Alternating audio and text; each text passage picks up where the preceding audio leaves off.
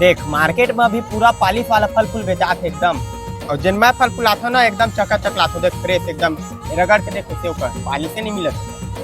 सेब तो बढ़िया चकाचक दिखा थे, सड़े गड़े माल हमन बेचबे नहीं करन। लेकिन थोड़ा रेट ज्यादा लगा सकती है।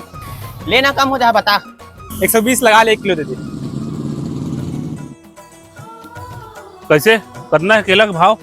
55 रुपया दर्जन। अरे 55 तो बहुत ज्यादा होते, 80 रुपए लगा लेना।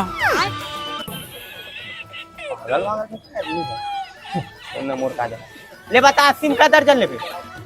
हाँ दे दे 1 दर्जन।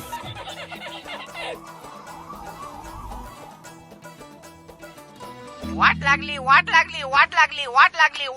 हेलो, हाँ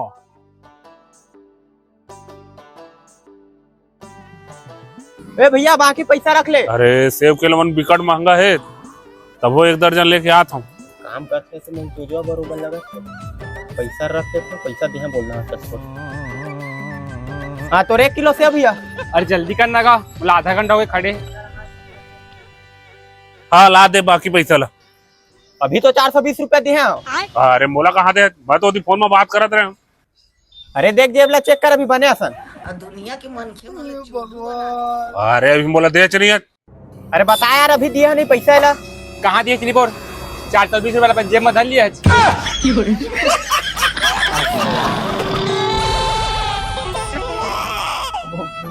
हो रहा हो गया नहीं से ठेकेदारी 420 के चूना लगावे।